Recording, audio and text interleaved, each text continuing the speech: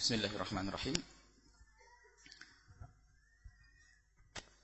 Khilaf yang dimunculkan atau syubhat yang dimunculkan oleh sekelompok orang yang mengaku dirinya salaf dan dia tidak mewakili salaf. Salaf tidak pernah mengatakan Allah di atas langit. Dan mereka juga tahu Ar-Rahmanu 'alal 'arsy istawa, hadis ayat tersebut. Dan para salaf juga menghafal hadis jariyah yang diriwayatkan oleh Imam Muslim seperti yang tadi diperkirakan oleh yang pesan penanya. Nabi pernah menanya dalam riwayat Muslim tentang seorang budak yang dimerdekakan hendaknya adalah seorang budak yang beriman. Lalu Nabi mengetes budak tersebut, Ainallah? Dengan pertanyaan Allah di mana? Lalu budak tersebut menjawab fis sama, di atas langit. Lalu Nabi bertanya, siapa aku, mana anak?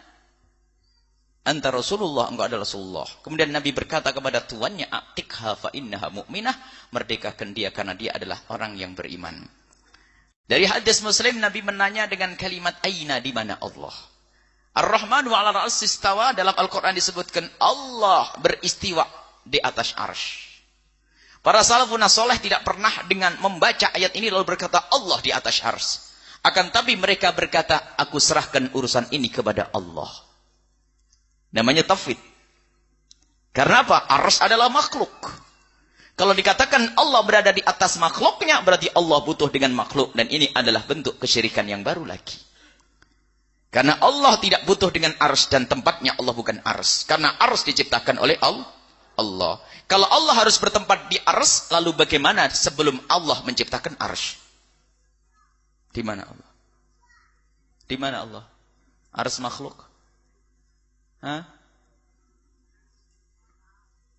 Lihat, Allah ada tidak butuh tempat. Adapun hadis yang jadi Ar-Rahmanu 'alal 'arsy istawa, Allah beristiwa di atas arsy. Para ahli hak berkata, istiwa Allah lebih tahu, saya tidak tahu. Kalau bersilaku di atas kursiku, ya begini, masa Allah seperti ini? Enggak mungkin. Laisa kamitslihi syai'. Anda tahu istiwanya Allah? Enggak tahu. Ya sudah, kenapa Anda mereka-reka harus duduk di atas arsy? Allah beristiwa di atas arsy. Beristiwa, siapa yang mengatakan bertempat? Istiwa bukan bertempat.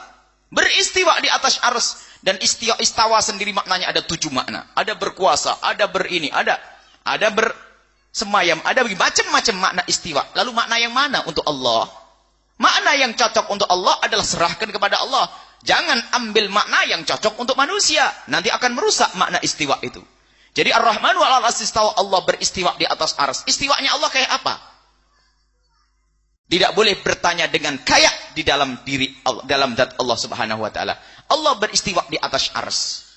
Kalau pakai takwil, Allah berkuasa di atas arsy karena Allah memang berkuasa di atas arsy. Karena arsy adalah paling besarnya makhluk Allah. Kalau Allah berkuasa atas arsy, maka Allah berkuasa dengan semua yang ada di dalam arsy. Baik, adapun hadis jariyah yang diriwayatkan oleh Imam Muslim.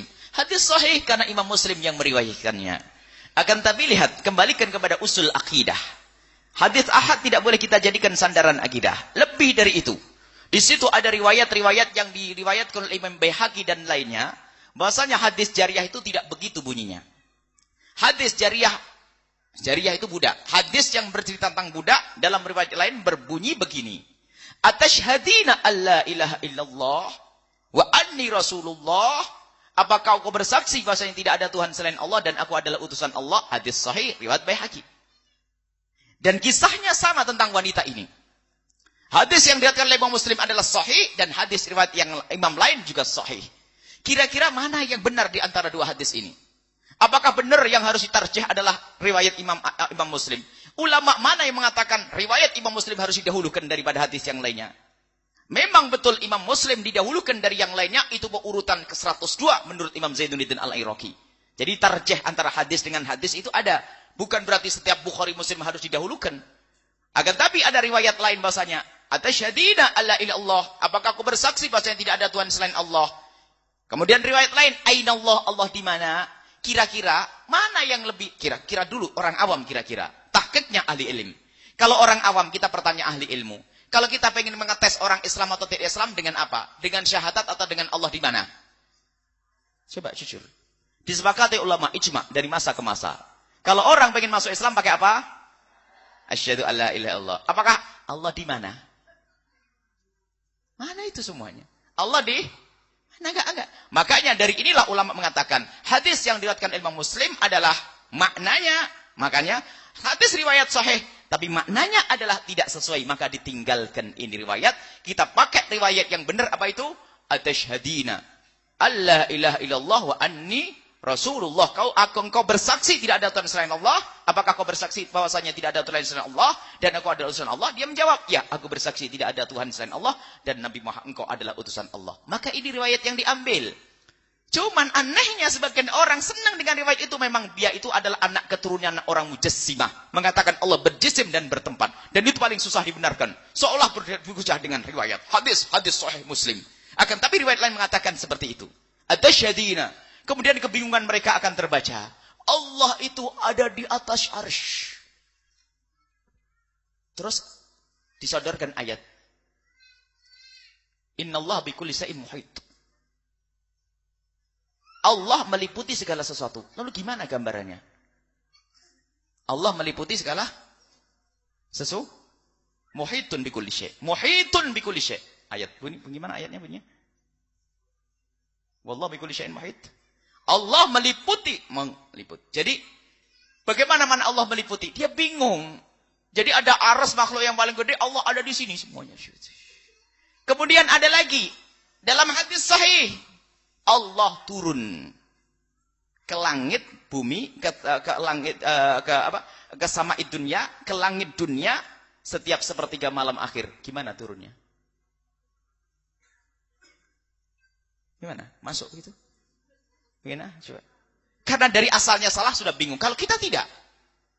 Kita selagi sesuatu yang seperti itu kita serahkan kepada Allah, jangan banyak ditanya. Kalau pengen kita jelaskan pada orang awam, takwil. Takwil artinya apa? Allah berkuasa atas arsy.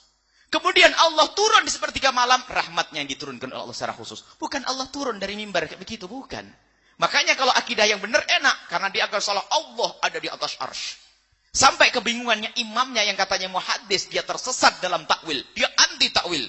Para Asy'ariyah adalah ahli orang batil, ahli sesat karena telah mentakwil ayat-ayat Al-Qur'an. Ternyata dianya masuk dalam takwil yang sangat jauh dan sesat. Takwilnya apa? Kalau orang ngerti ilmu mantek akan tertawa. Mereka mengatakan, membodohkan Asy'ariyah ini karena kedangkalan akalnya dan kebusukan hatinya, maka tidak bisa faham Allah di atas arsy. Kenapa susah mengatakan Allah berada di atas arsy? Arsy itu adalah paling besarnya makhluk Allah. Kemudian Allah ada di ini. Setelah arsy namanya makan, yang namanya makan adami. Makan adami, katanya seorang muhaddisnya itu. Jadi ada makan namanya makan adami. Orang yang ngerti dunia mantek paham. Adam itu apa sih? Adam itu tidak. Bukan begini, ini Adam. Jadi Allah berada di makan adami. Allah yang maha ada berada di tempat yang tidak ada. Nyambung enggak otaknya? Coba ini dituliskan. Allah fil makan al-adami. Jadi ada arsy, setelah arsy itu makan adami. Allah di situ. Karena apa? Kalau Allah dimakan yang wujudi, Allah diliputi oleh sesuatu. Dia tidak mau mengatakan Allah diliputi sesuatu. Tapi Allah meliputi sesuatu. Bingung dia. Dan ini adalah kedangkalan. Sederhana. Memang mohon maaf diingatkan tim. Kalau bisa bulletin kita minggu ini sudah terbit masalah ini. Kalau memang ada itu. Itu adalah remeh itu.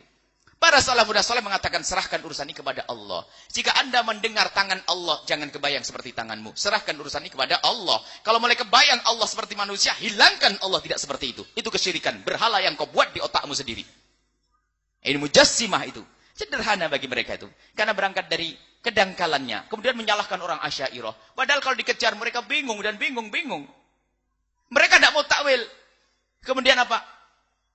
Hajar aswad yaminullah yusaffih bi ibadahu. Hajar aswad adalah tangan kanannya Allah. Berjabatan tangan dengan umatnya, dengan hajar, hambanya dengan hajar. Oh, tangan Allah hitam begitu. Ada memang orang apa ya? Tidak enak bahasa kasar itu. Jadi aneh mereka itu.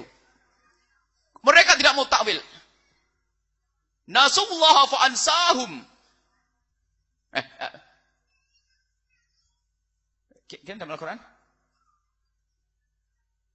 Nasullaha fa nasiyahum. Ya.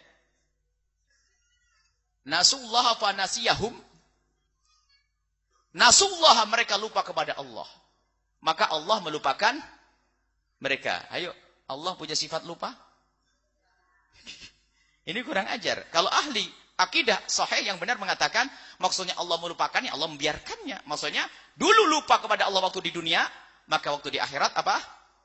Tidak akan dihukum oleh Allah Subhanahu wa taala.